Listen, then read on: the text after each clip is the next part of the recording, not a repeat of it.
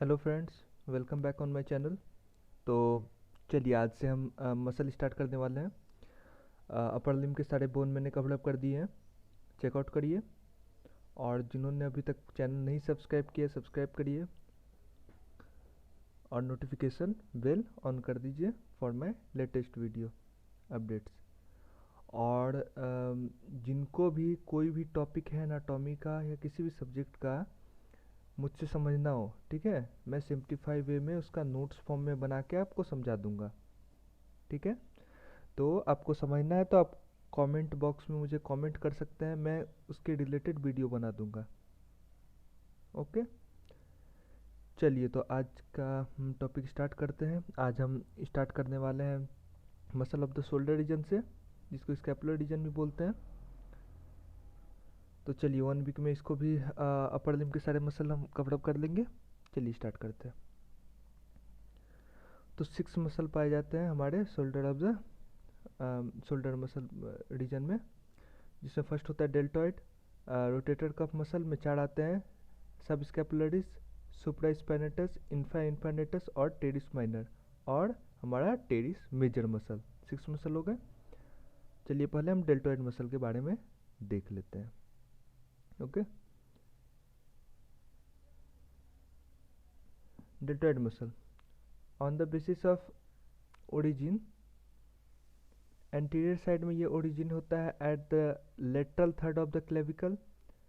Lateral side से ये origin होता है by acromion process of the scapula, and posterior side में ये ओरिजिनेट होता है by spinous process of scapula. Insertion होता है deltoid tuberosity of the humerus. ठीक है, और एक्शन है एंटीरियर पार्ट हेल्प करता है by flexion, flexion of the arm.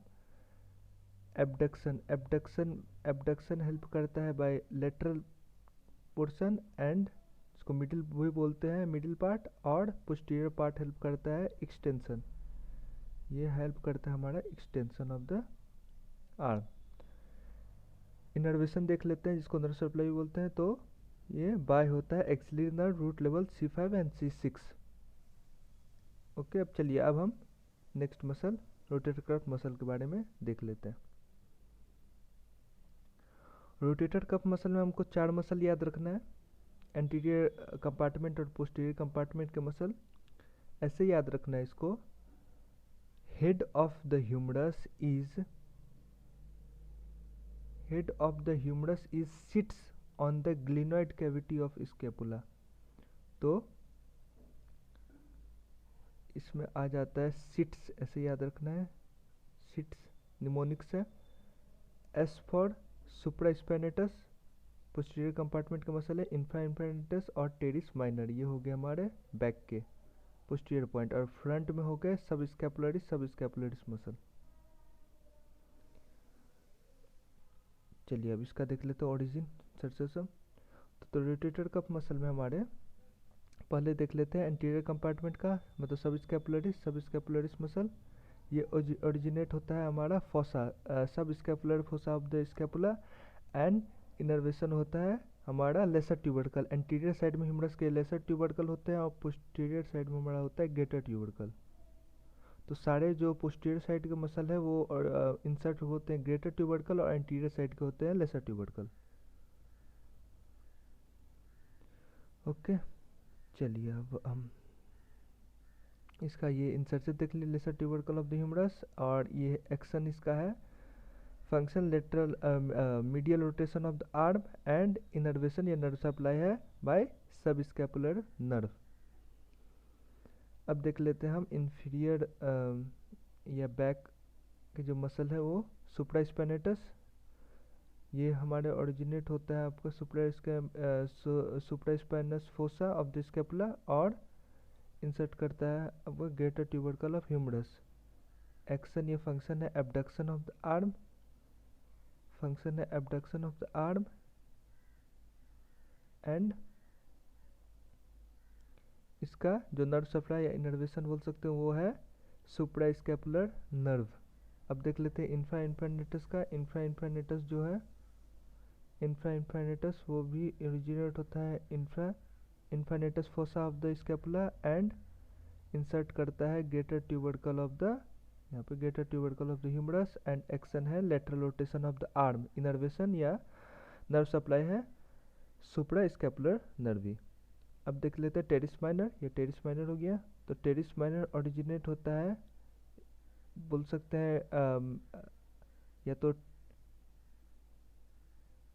Terrace minor fossa of the scapula या lateral border of the scapula. Lateral border of the scapula ये हुआ, medial border ये हुआ, एंटीरियर बॉर्डर ये हुआ। तो lateral border of the scapula और insert करते हैं ग्रेटर ट्यूबरकल, सारे greater tubercle of the humerus, posterior side के सारे होते हैं मसल इंसर्जन। और इसका एक्शन फंक्शन है lateral rotation of the arm और इनर्वेशन या नर्व सप्लाई बोल सकते हैं एक्सिलरी नर्व। चलिए अब हम आगे चलते हैं, देख लेते हैं teres major muscle. Teres major muscle जो है उसका ओरिजिन होता है इंफीरियर एंगल ऑफ द, ये इंफीरियर एंगल हो गया, ये एंटीरियर एंगल हो गया और ये लेटरल एंगल हो गया। बताया था मैंने बोन में पढ़ाया था। इसको ग्लिनोइड कैविटी बोलते हैं। तो inferior angle of the scapula origin हो गया, इंसर्शन हो गया intertubercular sulcus of the humerus, greater tubercle और एंटीरियर साइड में, ग्रेटर ट्यूबरकल और लेसर ट्यूबरकल के बीच में होता है, एंटीरियर साइड में होता है इंटर ट्यूबरकल सल्कस, ठीक है। तो वहां पे इसका इंसर्शन होता है। अब देख लेते हैं एक्शन। एक्शन है extension of the arm at shoulder joint and abduction और medial rotation of the arm. Innervation या नर्व सप्लाई होता है by lower subscapular nerve. Okay, cover हो गया। अब चलिए अब अपने 1 पेज में जो कवर किए शॉर्ट नोट वो क्विक रिवाइज कर लेते हैं। तो हमारा जो डेल्टॉइड मसल है, फर्स्ट डेल्टॉइड मसल देखे थे, muscle of the scapular region में on the basis of origin, ये एंटीरियर पार्ट में क्लेविकल पार्ट से ओरिजिनेट होता है, लेटरल पार्ट में acromion part and posterior part में स्पाइनल पार्ट। तो क्लेविकल पार्ट जो है एंटीरियर पार्ट, लेटरल पार्ट और पोस्टीरियर पार्ट स्पाइनल पार्ट, ठीक है। अब इस ये जो ओरिजिनेट होता है at lateral 1/3 of the clavicle, anterior part हो गया। लेटरल पार्ट ओरिजिनेट होता है acromion process of the scapula and posterior part originate होता है spinous process of the scapula. इसका जो इंसर्जन होता है वो होता है डेल्टॉइड ट्यूबरोसिटी से। ओके, डेल्टॉइड ट्यूबरोसिटी से सारे ऑफ द ह्यूमरस से इंसर्जन होता है। फंक्शन देख लेते हैं। फंक्शन है क्लेविकल पार्ट का flexion of the arm, acromion part का abduction of the arm and spinal part का एक्सटेंशन ऑफ द आर्म। और सबका इनर्वेशन होता है या नर्व सप्लाई होता है by axillary nerve, root level C5 C6।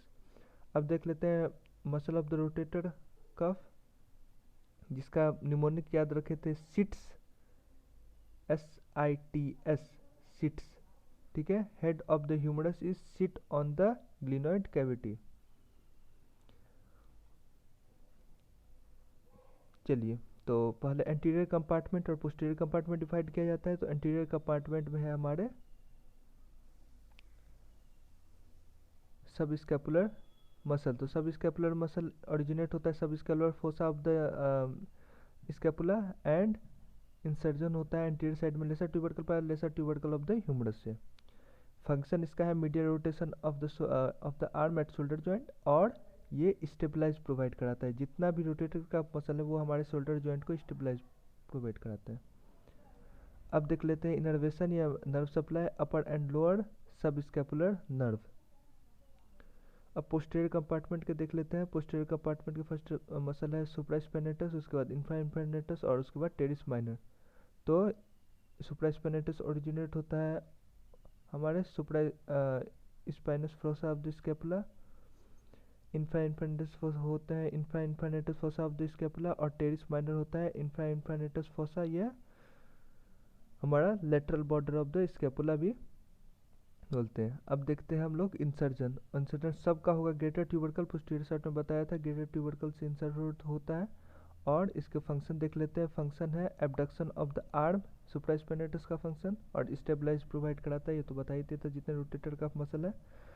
और इन्फाइनेटस मसल जो है उसका है lateral rotation of the arm, और टेरिस माइनर का है lateral rotation of the arm, इसका भी नेम। अब देखते हैं इनर्वेशन। इनर्वेशन या नर्व सप्लाई, हमारा जो सुप्रास्पाइनेटस है उसका इनर्वेशन होता है सुप्रास्कैपुलर नर्व, और हमारा इन्फाइनेटस मसल का भी हमारा सब स्कैपुलर नर्व, और टेरिस माइनर का होता है बाय एक्सिलरी नर्व। अब देखते हैं टेरिस मेजर मसल। तो टेरिस मेजर मसल जो है उसका ओरिजिन होता है inferior angle of the scapula, and insertion होता है क्रेस्ट। क्रेस्ट या इंटर ट्यूबरकल सल्कस बोला था, जो ग्रेटर ट्यूबरकल और लेसर ट्यूबरकल के बीच की जो बीच का जो पार्ट होता है उससे ये इंसर्ट करता है। ये crest of the lesser tubercle of the humerus भी बोल सकते हैं। और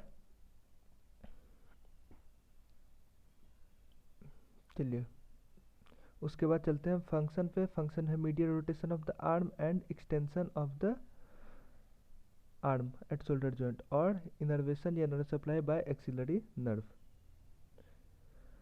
ओके, बस और क्लिनिकल कोरिलेशन थोड़ा सा देख लेते हैं। क्लिनिकल कोरिलेशन हमारा बर्साइटिस और टेंडिनाइटिस याद रखना है। टेनिस प्लेयर में कॉमनली ये पाया जाता है, होता है inflammation of the tendon is tendinitis, और टेंडन का टियर हो जाता है। और बर्साइटिस हमारा जो बर्सा पाया जाता है on the head of the humerus and of the shoulder joint से, इसका प्लस वो उसमें उसमें इन्फ्लामेशन होने के कारण होता है।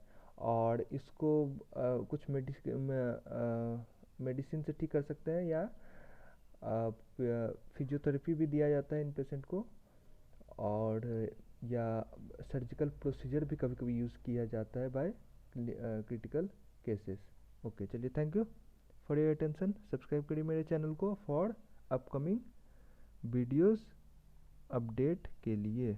Okay, thank you, bye bye.